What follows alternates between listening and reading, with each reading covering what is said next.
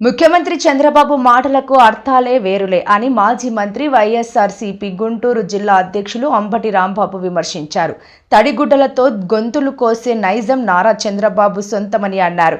ఈ దేశంలోనే రాజకీయాల్లో అత్యంత విశ్వాసఘాతకుడు ఎవరైనా ఉన్నారంటే అది ఒక్క నారా చంద్రబాబు మాత్రమేనని మండిపడ్డారు. పెద్ద తుప్పు లాంటి మనిషి అని అర్థం. నేను అసలు తప్పే చెయ్యను అన్నాడంటే నిత్యం తప్పులు చేస్తాడని అర్థం. నా అంత విశ్వసనీయత కలిగిన రాజకీయవేత్త ఈ దేశంలో లేడు అంటే అంత విశ్వాసఘాతకుడు ఈ రాజకీయాల్లో ఈ దేశంలో ఎవ్వడూ లేడు అని అర్థం. నేను అందరినీ విశ్వసిస్తాను అంటే ఎవరిని నిశ్వసించను అని అర్థం. నేను అక్రమాలు చెయ్యను అన్నాడా, రోజు అక్రమాలు చేస్తాడని అర్థం. నేను ఇదంతా ఎందుకు మీకు ప్రత్యేకంగా చెప్పాల్సిన అవసరం ఏముంది? చంద్రబాబు నాయుడు గారు ఉమ్మడి రాష్ట్రం అయిపోయిన తర్వాత విడిపోయిన తర్వాత హైదరాబాద్లో ఒక ఎమ్మెల్సీని కొనడం కోసం డబ్బులు సరఫరా చేస్తూ లైవ్లో దొరికిపోయాడు. అవునా? నేనన్నా కల్పించానేది? అదే మా వాళ్ళు బ్రీఫ్డ్ మీ కేసులో అంత లైవ్లో దొరికిపోయినా కూడా నా అంత నిజాయితీ పరుడు ఎవడో లేడు నమ్మడంటాడు. ఈ పత్రికలేమో వాళ్ళు చంద్రబాబు నాయుడు గారు అంత నిజాయితీ పరులు ఎవరు లేరండి, ఈ భారత రాజకీయాల్లో ఆయనంత స్వచ్ఛమైనటువంటి రాజకీయ నాయకుడు ఎవరు లేరు అని చెప్తాడు. మనం నమ్మాలి. అంత పెద్దగా లైవ్లో దొరికిపోయినా కూడా మహానుభావుడు భలే మేనేజ్ చేసుకుంటాడులే. చక్కగా వ్యవస్థలన్నిటినీ మేనేజ్ చేసుకుని తప్పుకుని బయటికి రాగలిగినటువంటి, ఎన్ని ఘోరాల నుంచి అయినా తప్పుకుని రాగలిగినటువంటి గొప్ప వ్యక్తి చంద్రబాబు నాయుడు గారు.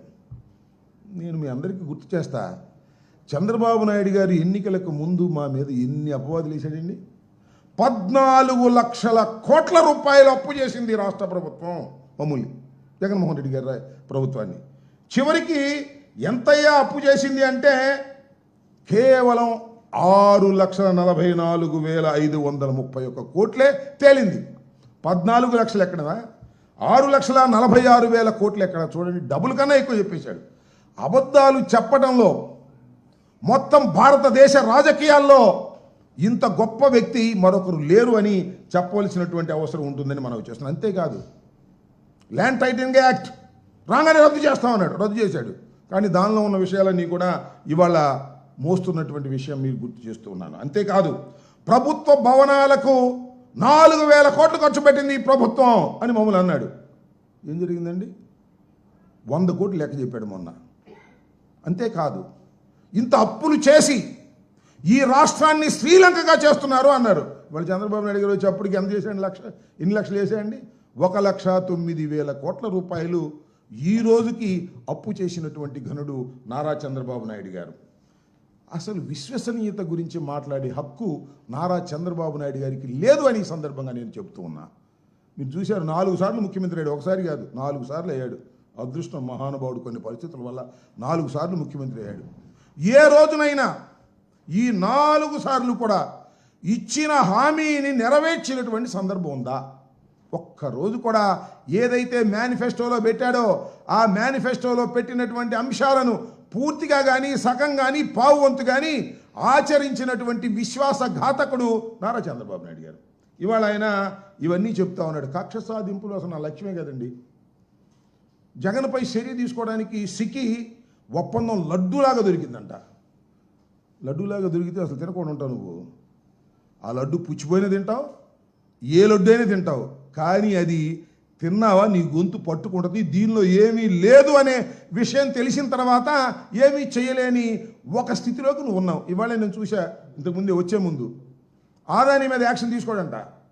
అక్కడ తేలితే కానీ ఇక్కడ తీల్చుకోనని చక్కగా తప్పుకున్నాడు. దానిలో ఏమీ లేదనే అంశం చాలా స్పష్టంగా అర్థమవుతా ఉన్నది ఈ రాష్ట్రంలో, దేశంలో, ప్రజానీకానికి అని మనం చేస్తున్నా. కక్ష సాధింపులు ఏమి లేవండి. చంద్రబాబు నాయుడు గారు మీరు ఏం చేశారండి? మొట్టమొదటి రాగానే వైఎస్ఆర్ కాంగ్రెస్ పార్టీ ఆఫీసులు మొత్తానికి నోటీసులు ఇచ్చారు. సరే, నోటీసులు ఇస్తే మేము తేల్చుకుంటాం కోర్టుల్లో. సాక్షాత్తు మంగళగిరిలో గుంటూరు జిల్లాకు సంబంధించినటువంటి ఆఫీసుని కన్స్ట్రక్షన్ ఆల్మోస్ట్ ఆల్ కంప్లీట్ అయిపోతుంటే అతి దారుణంగా శుక్రవారం రోజు వెళ్ళి శుక్రవారం నైట్ వెళ్ళి దారుణంగా కూల్చేశారు. కోర్టు కూడా వెళ్ళడానికి వీలు లేకోకుండా కూల్చేసి నేను కక్ష సాధింపులు నాకు అలవాటు లేదు, కక్ష సాధింపులు తీసుకునేటువంటి చర్యలు నేను పట్టను అని మీరంటే నమ్మాలా అని అంటా ఉన్నా. అంతేకాదు కని విని ఎరుగని రీతిలో అంబేద్కర్ గారి విగ్రహాన్ని వైఎస్ఆర్ కాంగ్రెస్ పార్టీ అధికారంలో ఉన్నప్పుడు విజయవాడ నడిబొడ్డులో సుమారుగా 250 కోట్ల రూపాయలు వెచ్చించి అద్భుతమైనటువంటి ఒక అంబేద్కర్ విగ్రహాన్ని అక్కడ ఆవిష్కరించడం జరిగింది. ఆవిష్కరించింది వైఎస్ఆర్ కాంగ్రెస్ పార్టీ. జగన్మోహన్ రెడ్డి గారు ఆవిష్కర్త జగన్మోహన్ రెడ్డి అని పేరు వేసుకున్నారండి. ముఖ్యమంత్రిగా ఉన్నప్పుడు లైట్లన్నీ ఆర్పేసి రాత్రిపూట వెళ్ళి ఆ పేరుని కొట్టేసి అక్కడ విధ్వంసం చేసినటువంటి మీరు మేము కక్షసాధింపులు చేయవండి అంటే నమ్మడానికి ఎవరున్నారంటున్నా. అన్ని దుర్మార్గమైనటువంటి కక్ష సాధింపుల చర్యతోనే ఈ 6 మాసాలు ప్రయత్నం చేస్తున్నారు మీరు. 4వ తారీఖున మే 4వ తారీఖున అనుకుంటా అధికారంలోకి వచ్చింది. ఆ రోజు నుంచి ఈ రోజు వరకు కక్ష సాధింపులు తప్ప అభివృద్ధి లేదు, సంక్షేమము లేదు. టోటల్గా కక్ష సాధింపులే. ఇళ్ళ మీద దాడులు చేశారు, హత్యలు చేశారు, అఘాయిత్యాలు చేశారు, ప్రాపర్టీస్ ధ్వంసం చేశారు. ఊళ్ళు ఖాళీ చేసి వైఎస్ఆర్ కాంగ్రెస్ పార్టీ కార్యకర్తలు వేరే గ్రామాలకు వెళ్ళి బ్రతకవలసినటువంటి పరిస్థితి వాళ్ళ రాష్ట్రంలో ఏర్పడింది. ఇది కక్ష సాధింపు కాదా అంటున్నా. ఈ రోజు కూడా నేను మనవి చేస్తున్నా. ఈ రోజు కూడా కొన్ని గ్రామాల్లో పల్నాడులో కానీ రాయలసీమలో కానీ ఈ రోజు కూడా కొంతమంది రాక ఇతర ప్రాంతాల్లో నివసిస్తున్నటువంటి ఒక దౌర్భాగ్యమైనటువంటి పరిస్థితిని కల్పించింది మీ ప్రభుత్వం కాదా, మీరు కాదా నారా చంద్రబాబు నాయుడు గారు అని ఈ సందర్భంగా నేను